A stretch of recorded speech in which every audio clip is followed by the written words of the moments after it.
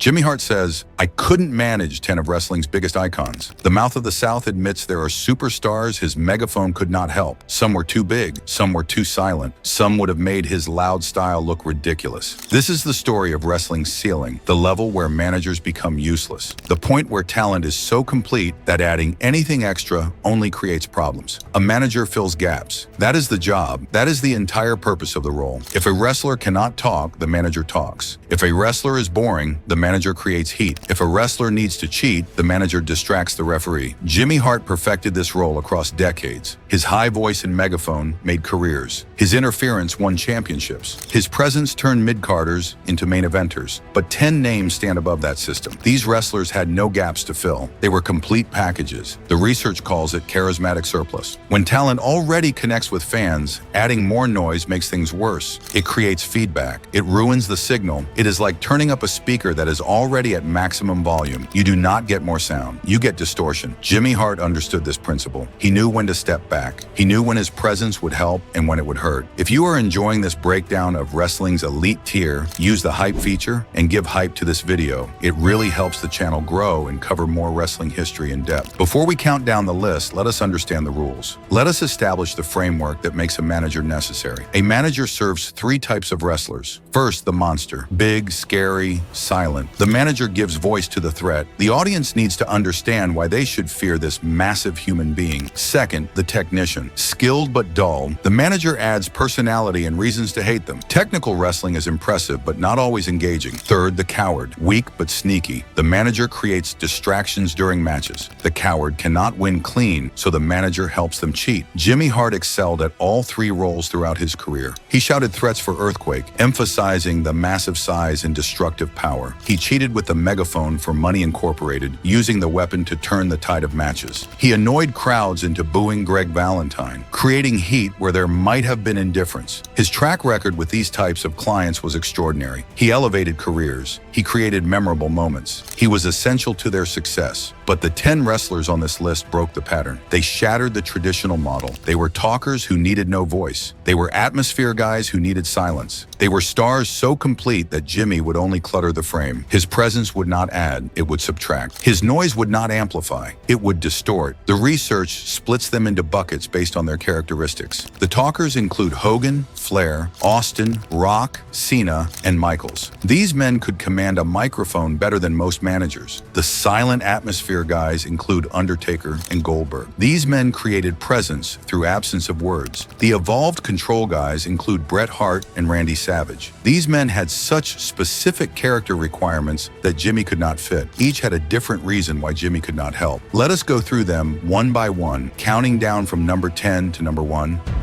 10. John Cena.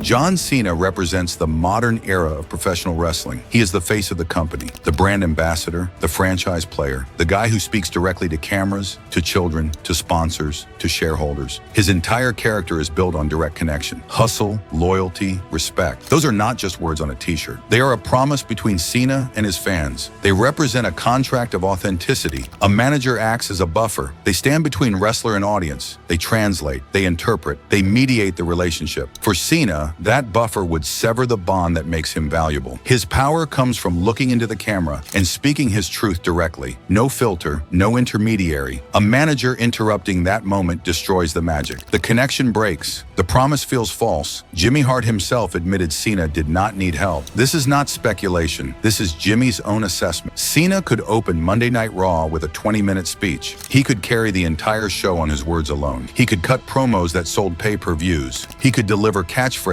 that became cultural phenomena. He could connect with multiple demographics simultaneously. What would a manager add to that equation? Nothing. Less than nothing. Jimmy and Cena did interact during Cena's run. They appeared in comedy segments. They ate Fruity Pebbles together backstage, referencing the cereal sponsorship that became part of Cena's character. These moments show Jimmy's modern role clearly. He became a nostalgia act, a legend used for laughs, a callback to an earlier era. Not a serious manager providing guidance, not a strategic advisor, not a heat generator, just a fun cameo. To manage Cena in a real capacity would feel like regression. It would feel like going backwards in time. Cena is Superman in the WWE universe. Superman does not need a guy with a megaphone telling him how to punch. Superman does not need someone to speak for him. Superman does not need interference to win. The character concept itself rejects the manager dynamic. The research makes this clear through comparison. When you reach the top of the mountain, the tools that helped others climb become pointless. The rope that helped climbers at base camp is useless at the summit. Cena was already at the peak. He had already mastered every skill a manager typically provides. He could talk. He could generate heat as both hero and villain. He could work the crowd. He could sell merchandise. He could carry the company. In the ruthless aggression era and then the PG era, WWE moved away from managers at the main event level. This was a corporate shift, a branding decision. The top stars needed to be self-sufficient. They needed to represent the company directly. Placing a manager between the star and the audience felt old-fashioned. It felt like the territory days. It felt like the cartoon 80s. Cena embodied this new philosophy completely. He spoke to investors. He spoke to media. He spoke to Make-A-Wish children. He was the voice of WWE. Jimmy Hart, for all his talent, could not improve on that. He could not add value to a complete package. For the top guy in the modern era, Jimmy becomes a prop, not a difference maker. 9. Shawn Michaels. Jimmy Hart wrote Shawn Michaels' iconic theme song. Sexy Boy remains one of wrestling's most recognizable entrance tracks decades after its debut. The song is perfect for the character. It is cocky, it is confident, it is memorable. Jimmy's contribution to Michaels' career is permanent through that music. But writing music is different from managing. One is a creative contribution, the other is an ongoing character relationship. Jimmy never managed Michaels during his legendary run as a single star. When Michaels broke from the Rockers to become the Heartbreak Kid, he needed a manager initially. The character required support, but the role was specific. The requirements were precise. Michaels played a narcissist, a man in love with himself, a pretty boy who believed he was God's gift to wrestling and to women. Sensational Sherri filled that role perfectly. She adored him. She held his mirror. She validated his vanity. That dynamic was essential to the Heartbreak Kid character working. Jimmy Hart could not provide that specific dynamic. His character was not about adoration. It was not about worship. It was about hustle,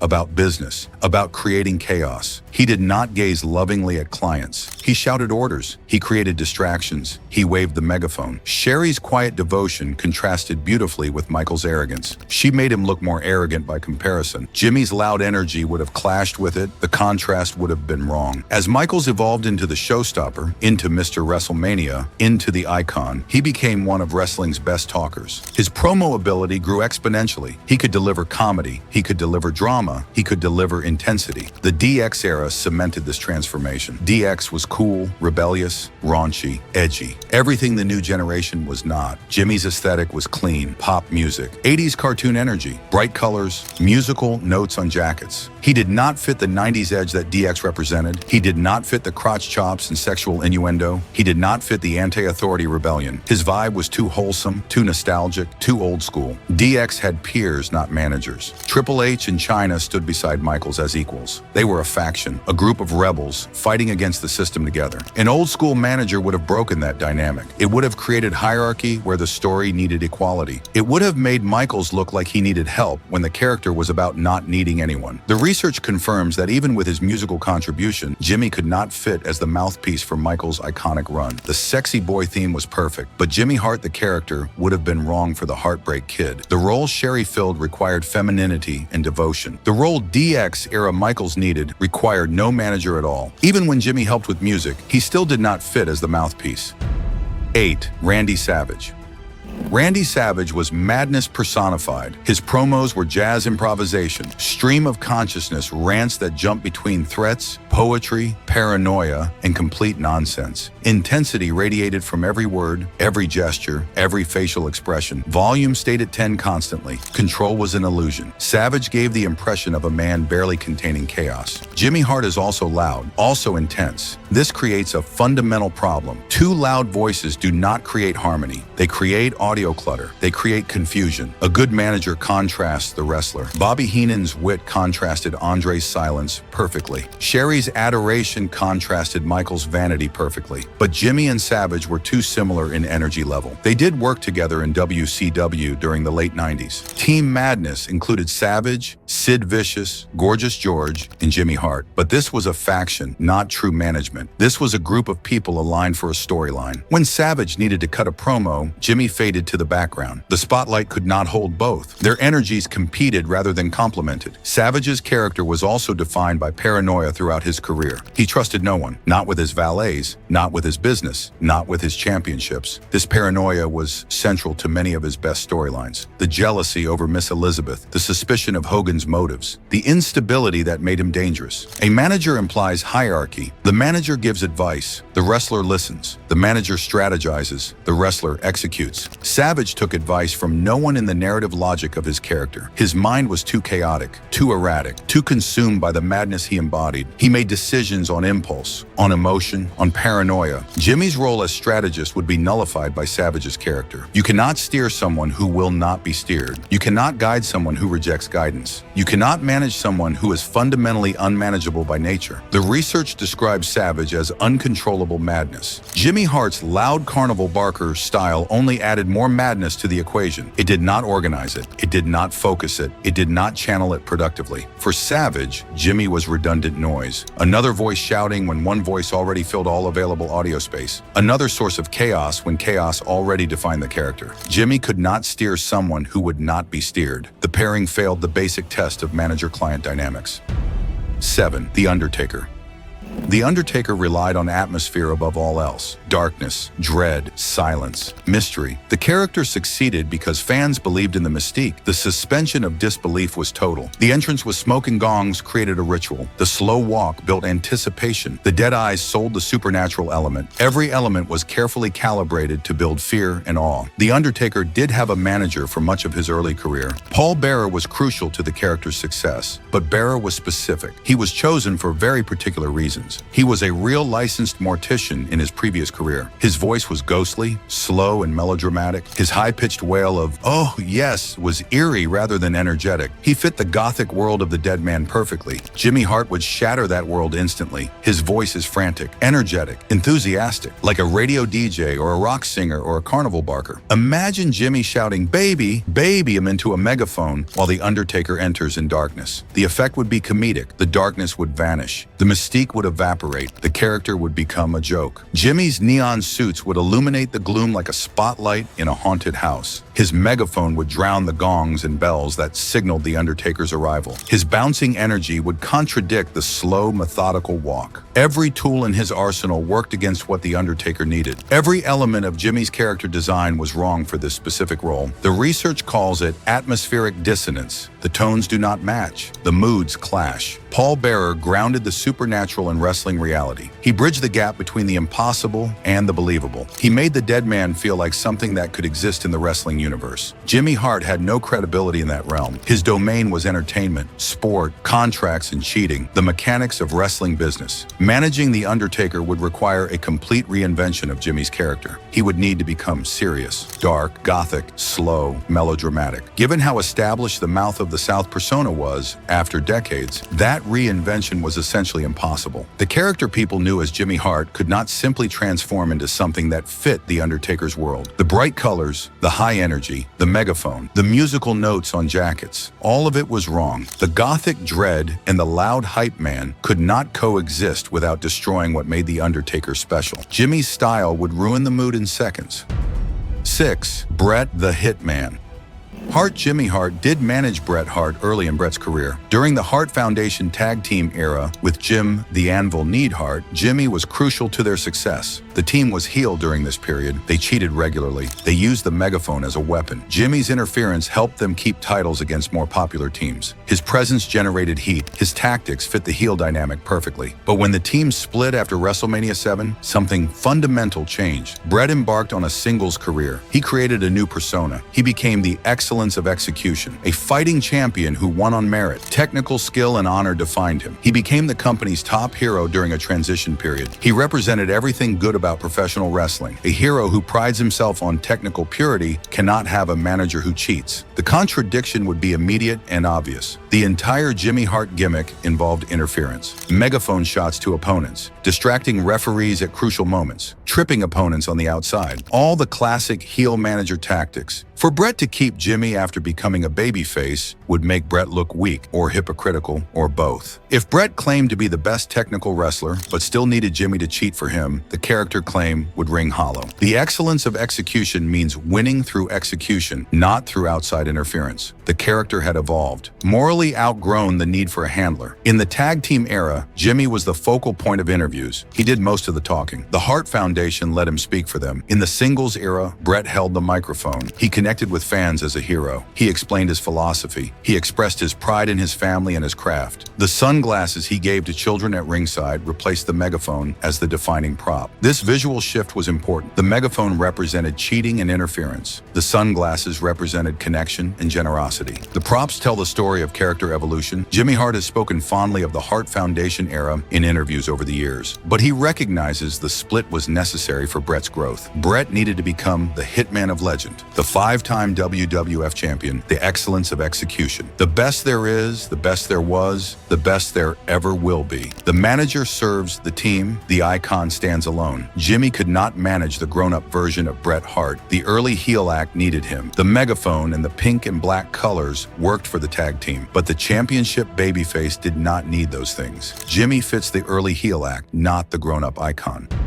5. Goldberg is unique on this list. The reasons Jimmy could not manage him are both creative and physical. Goldberg was a phenomenon in WCW during the late 90s. Short matches, explosive power, mysterious silence. The streak of victories defined him. 173 wins and 0 losses became the story. Every match was a demolition. But Goldberg was also dangerous to work with, according to the research. During a segment in WCW, Goldberg performed a press slam on Jimmy Hart. The research describes it as super reckless. Hart was dropped dangerously. Goldberg was green at this time, inexperienced, often unsafe in the ring. Many veterans complained about working with him. A manager's role often involves taking bumps, falling down to sell the wrestler's power, getting physically involved to create drama. But this requires the wrestler to protect the manager, to be careful, to have control. Jimmy Hart is a smaller man with no wrestling training. He relied on professional care from his clients. Goldberg's lack of control made him a physical liability to Hart. Managing Goldberg would put Jimmy in legitimate danger every night, not storyline danger, real danger. The risk of injury would be constant. For a man in his 50s at the time, that risk was unacceptable. The physical reality made the pairing impossible even before creative considerations. Creatively, Goldberg also did not fit Jimmy's style at all. His character was the silent killer. He did not cut promos. He barely spoke at all. He just destroyed people. Entered, speared, jackhammered, won, left. The simplicity was the appeal. Conventional wisdom says a manager is perfect for a mute wrestler. The manager provides the voice the wrestler lacks. But Goldberg's silence was the promo. It built intimidation. It created mystery. It made him seem unstoppable and inhuman. Speaking would have made him normal, made him human, made him less special. The silence was not a weakness to compensate for. It was a strength to preserve. Jimmy Hart is noise incarnate, the mouth of the South. Constant talking, constant shouting. Adding a screaming, bouncing manager to Goldberg's entrance would shatter the atmosphere completely. The entrance had sparks, smoke, stoic marching through a hallway, security guards stepping aside. It was a gladiator entering battle, serious, intense, focused. Jimmy's megaphone would turn it into sports entertainment spectacle. The mystique would die immediately. The streak required solemnity, required the audience to believe this was different. This was special. This was a force of nature rather than a character. Goldberg represented the new WCW, the homegrown star, the guy who was not from WWF or from the 80s. Jimmy was entrenched with the Hogan clique, with the Dungeon of Doom, the cartoonish villains of the past. To pair Jimmy with Goldberg would tether the new star to the old regime visually. For Goldberg, Jimmy was not just useless creatively, he was at physical risk, and he represented the wrong era. With Goldberg, Jimmy is not just useless, he is at risk. 4. The Rock.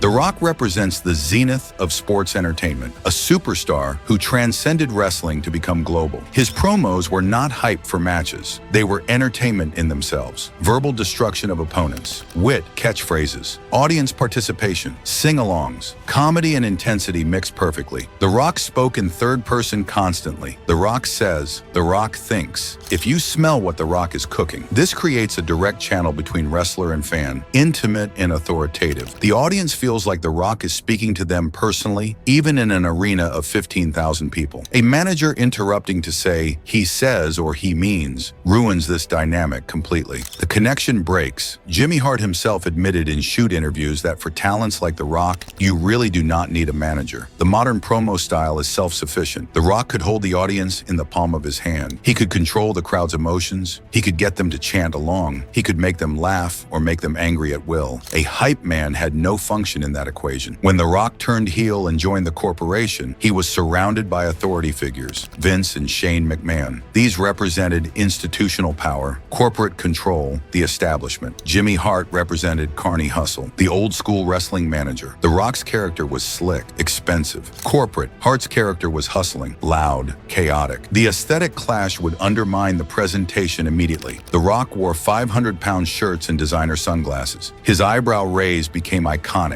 His posture and presence screamed cool confidence. Jimmy wore airbrush suits with musical notes. His energy was frantic. His look was cartoonish. The Rock's cool factor was immense. Jimmy had none by comparison in that era. Jimmy generated heat by being annoying, by irritating the audience, by interfering in ways that frustrated fans. The Rock generated heat by being arrogant, by insulting the audience, by psychological manipulation. If Jimmy screamed into a megaphone while The Rock was trying to deliver a cool, arrogant line, it would dilute the heat entirely. The audience would be annoyed at Jimmy rather than engaged with The Rock's arrogance. The focus would shift. The psychology would break. The Rock needed the spotlight solely on him. He worked the crowd through manipulation, through control, through commanding their attention completely. Jimmy's interruptions would only get in the way of the show. 3. Stone Cold Steve Austin.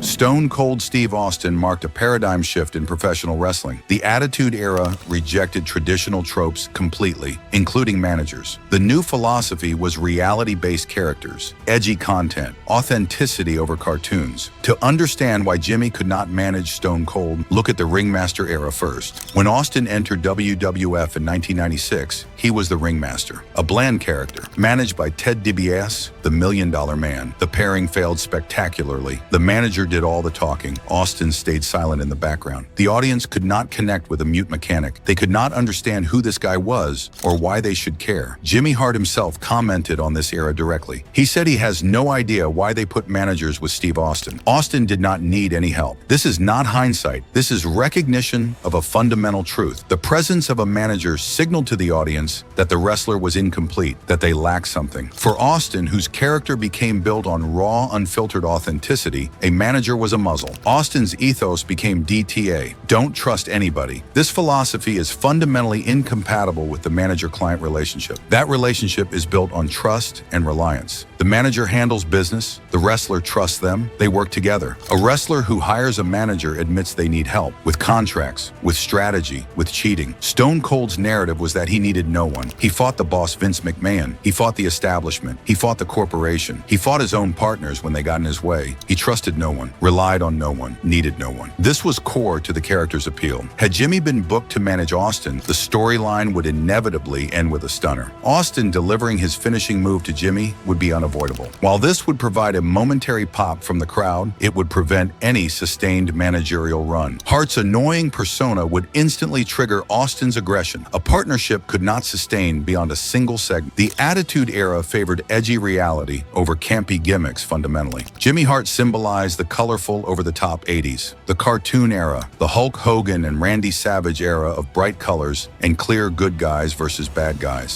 Stone Cold was the gritty beer-swilling 90s, the anti-hero, the guy who rejected authority and rules. Placing Hart next to Austin would look absurd, like a character from Sesame Street wandering into Fight Club. The visual and tonal disparity would be jarring, detrimental to Austin's badass presentation. Hart's squealing and megaphones were tools of a bygone era, an era Austin was actively destroying with every middle finger and stunner. Jimmy's whole act is the opposite of what Austin stands for. 2. Ric Flair.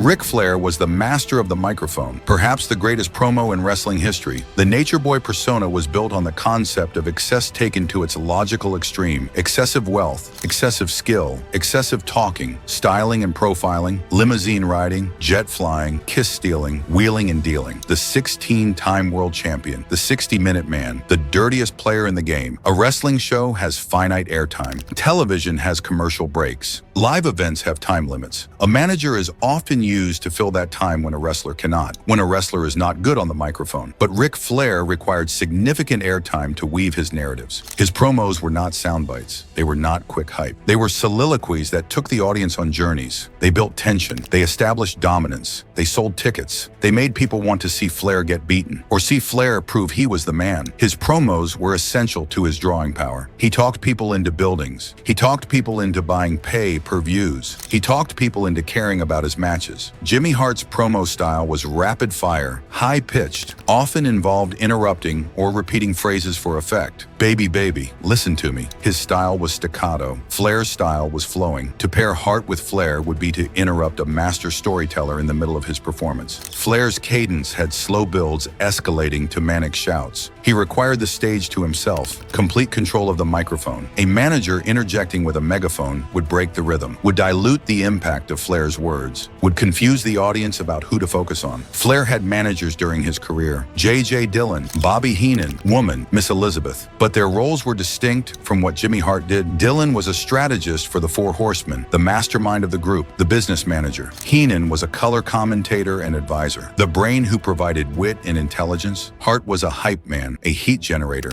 a megaphone waver. Flair, who hyped himself better than anyone in history, rendered Hart's primary skill set completely obsolete. In WCW, Hart and Flair did cross paths, specifically during the Team Madness era in 1999. Earlier in 1995 and 96 as well. But these interactions proved the hypothesis rather than disproving it. Hart was part of a larger group, not a dedicated manager for Flair specifically. When Flair delivered serious promos, Hart faded to the background or was not present at all. Flair's character relied on an aura: the man, the world champion, the standard bearer of professional wrestling, the measuring stick, the 60-minute man who could go Broadway with anyone. Jimmy Hart's character was cowardly and often comedic, the guy who ran from fights, who hid behind his clients, who screamed and waved his arms. Associating the real-world champion with a manager known for comedy and cowardice risked devaluing Flair's championship aura. Flair needed to be taken seriously as the best wrestler in the world. Jimmy's presence would undermine that perception. Flair's managers were typically executive types: J.J. Dillon in a suit carrying a briefcase, or valets like Woman and Miss Elizabeth who wore elegant dresses. These figures accentuated Flair's wealth and status. They looked expensive. They looked like they belonged with a champion. Jimmy Hart, with his Memphis Chicken persona in gaudy suits, clashed with Flair's Rolex and Armani aesthetic completely. The visual mismatch alone made a long-term managerial run impossible. Flair looked like $1 million. Jimmy looked like a cartoon character. The styles did not complement. They contradicted. With Flair, Jimmy would only interrupt greatness. 1. Hulk Hogan.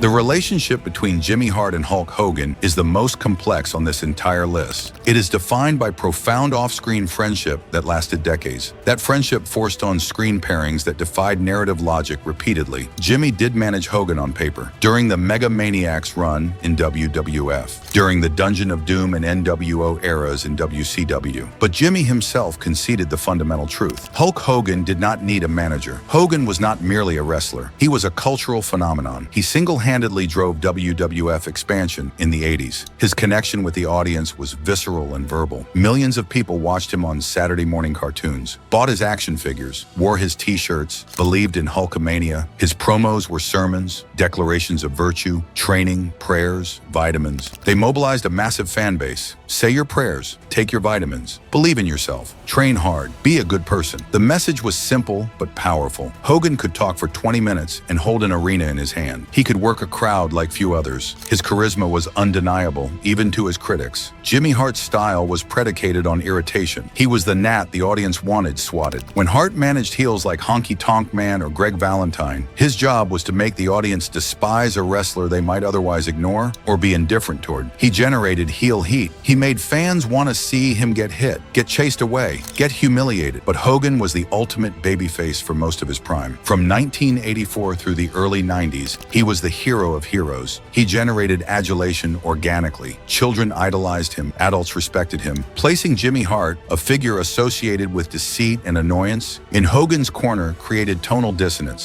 Hart noted in interviews that Hogan did not need a manager to talk for him. Hogan was one of the industry's premier talkers, one of the best promos of his generation. What could Jimmy add? In booking terms, managing Hogan was hat on a hat, adding sugar to syrup, adding light to the sun. Hogan could talk the audience into the building. Hart's frantic shouting was unnecessary background noise. The research suggests their on-screen alliance was driven by real-life friendship rather than business necessity. Hogan had political clout. Hogan could bring his friends with him. Hogan wanted Jimmy around because they were friends, not because the character of Hulk Hogan needed the character of Jimmy Hart. When Hogan transitioned to WCW in 1994, Jimmy accompanied him. This marked a shift in role, from functional manager to entourage member. Initially, Hart managed Hogan as a babyface in WCW. This was widely criticized by wrestling historians and observers at the time. Hogan did not need extra help since he was the top overall star in the industry. Hart served as a flag bearer, a nostalgic prop reminding fans of WWF glory days, not an active agent affecting match outcomes. When Hogan won, it was because Hogan was Hogan, not because Jimmy interfered. Jimmy just stood there, waved the megaphone, celebrated. He was decoration. When Hogan turned heel to form the NWO in 1996, the dynamic shifted again dramatically. The NWO was built on cool villainy, black and white aesthetics, rebels and outsiders, spray painting WCW, attacking from behind, breaking rules, being dangerous, being edgy, being cool. Jimmy Hart's aesthetic was loud, colorful airbrush jackets and a megaphone. A relic of the 80s cartoon era, he did not fit the NWO aesthetic at all. Consequently, Hart was quickly phased out of the NWO core. He transitioned to managing the Dungeon of Doom instead, the cartoonish stable designed to feed opponents to Hogan, not Hogan himself. This reinforces the idea that Hart could not manage the prime evolved version of Hogan. The style of heat Hogan generated as a cool, edgy villain was incompatible with Hart's annoying, campy heat. The NWO was too cool for Jimmy Hart. His presence would have made them look less cool.